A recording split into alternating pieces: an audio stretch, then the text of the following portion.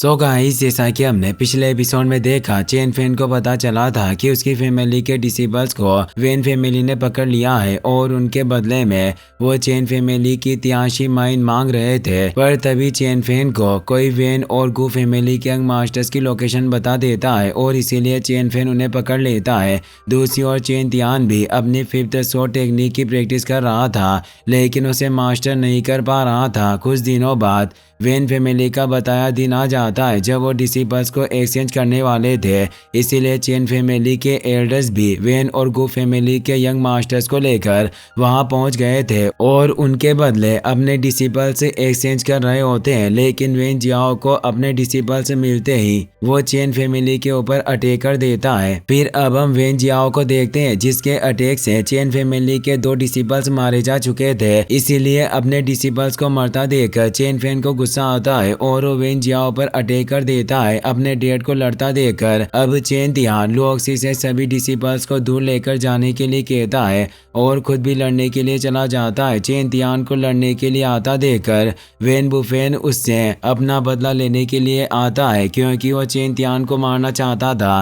पर तभी अब चेन तियान के अंकल चेन फेंग वेन बुफेन के सामने आ जाते हैं और उसे कहते हैं कि तुम्हारा दुश्मन मैं हूँ, मुझसे लड़ो। चेन फेंग की बात सुनकर अब वेन बुफेन चेन फेंग के ऊपर अटैक कर देता है, क्योंकि जहाँ तक उसे पता था चेन फेंग उससे कमज़ोर हुआ करता था। पर उसे पता नहीं था कि अब चेन फेंग ने ब्रेक थ्रू कर लिया है और वो उससे ज़्यादा पावरफुल हो चुका है। चेन फेंग अपनी पावर्स को एक्टिवेट कर लेता है और वेन बुफेन पर अटैक कर देता है। चेन फेंग वेन बुफेन को पीट देता है, जिससे अब वेन बुफेन समझ गया था कि चेन फेंग ने ब्रेक थ्रू कर लिया है।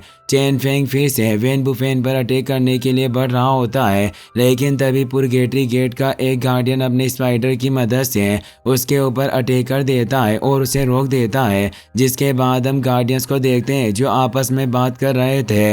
वो दोनों भाई थे और वेन फैमिली की मदद के लिए वहां आए थे।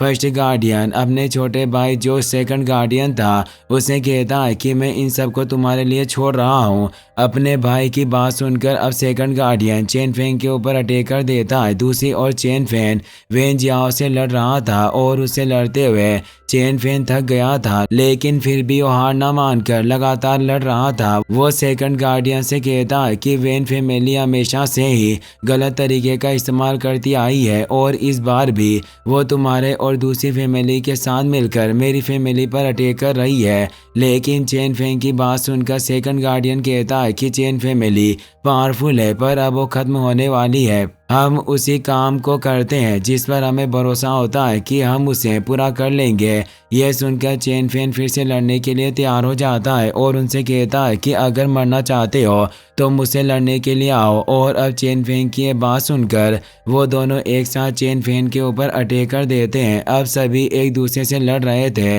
लेकिन वेन बुफेन अकेला था और उसे कोई नहीं लड़ रहा होता। इसीलिए वो चेन तियान से अपना बदला लेने के लिए उसके ऊपर अटैक कर देता है। चेन फेन उसे देख लेता है, लेकिन वो चेन तियान को नहीं बचा पाता और चेन तियान भी किसी से लड़ रहा था, इसीलिए उसका ध्यान वेन बुफेन के अटैक पर नहीं जाता। चेन तियान को जब पता चला था कि वेन बुफेन ने उसके ऊपर अटैक कर दिया है, तब तक की बहुत देर हो चुकी थी, इसीलिए अब वो बचने के लिए कुछ नहीं कर पाता।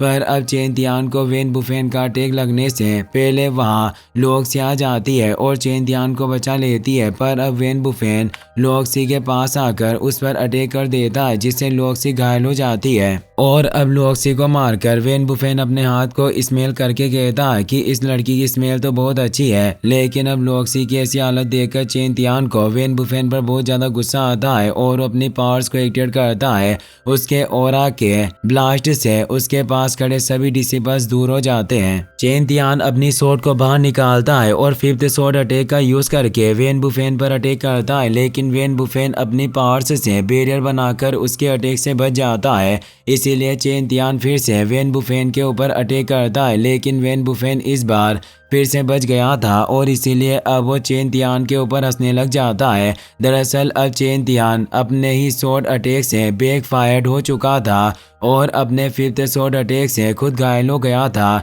चेन तियान को समझ नहीं आ रहा था कि यह कैसे हो रहा है, पर तभी वेन बुफेन लुओक्सी के ऊपर अटैक कर देता है। लुओक्सी पहले ही बेहोश हो गई थी और इस बार उसकी जान भी जा सकती थी, इसीलिए चेन तियान उसे बचाने के लिए उसे कवर कर लेता है और वेन बुफेन के अटैक को खुद पर ले लेता है, जिससे अब वो भी बहुत ज़्यादा घायल हो चुका था। फिर हम देखते हैं कि उस लड़ाई में चेन फैमिली बुरी तरह से हार रही थी। वेन बुफेन फिर से चेन तियान पर अटैक करने के लिए बढ़ रहा था। गार्डियन और वेन जियाओ ने भी एक साथ मिलकर चेन फेंग को घायल कर दिया था और अब चेन फेंग और चेन तियान के दूसरे अंकल भी लड़ते हुए थक चुके थे। वेन बुफेन चेन तियान के पास आ गया था और वो चेन तियान से कहता है कि अब तुम सभी मर जाओ, जिससे कि हेवन में जाकर तुम सभी फिर से एक साथ मिल सकोगे। ये कहकर वो चेन तियान के ऊपर अटैक करता है, पर अब चेन तियान फिर से अपनी शॉट को अपने पास बुलाता है और वेन बुफेन पर अटैक करने की कोशिश करता है, जिससे वो फिर से पीछे हट जाता है और चेन तियान से कहता है कि क्या तुम अभी भी लड़ना चाहते हो। ये कहकर वो जोर से हंसता है और अब चेन तियान भी फिर से लड़ने के लिए खड़ा हो गया था, मगर तभी अब वहां पर चेन फैमिली के सुप्रीम एल्डर जेन नान आ जाते हैं, जो सबसे पहले वेन बुफेन के पास आए थे। सुप्रीम एल्डर वेन बुफेन से कहते हैं कि तुम अपनी औकात भूल रहे हो। सुप्रीम एल्डर की आवाज़ सुनते ही वेन बुफेन डर जाता है। साथ ही अब चेन तियान और लुओक्सी को अपने कुछ पावर से देते हैं, जिससे वो रिकवर हो जाते हैं।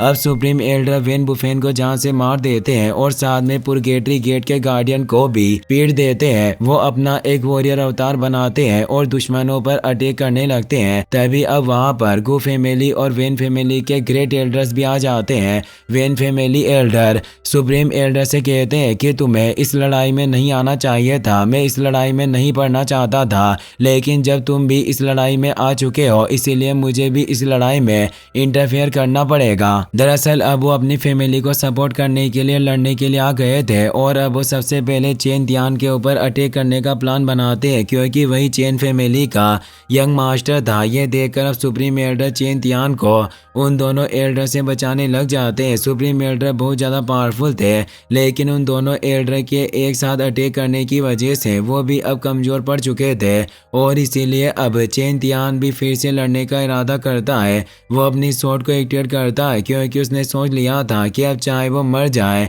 लेकिन वो लड़ना बंद नहीं करेगा। चेन तियान अटैक की तैयारी करने वाला होता है, लेकिन तभी वहां पर एक एनर्जी चेन फैमिली के सभी दुश्मनों को पकड़ लेती है, जिससे अब कोई भी हिल नहीं पाता और उन्हें समझ में भी नहीं आ रहा होता कि उनके साथ ये कौन कर रहा है। पर तभी अब हम वहां पर इन लाओ को देखते हैं, जो मिस मेंग जिया के कहने पर वहां गया था और चेन फैमिली की ओर से लड़ रहा था। वो वहां आते ही सभी से कहता है कि अब तुम में से कोई नहीं बचेगा और इसी के साथ ये एपिसोड यहीं पर खत्म हो जाता है।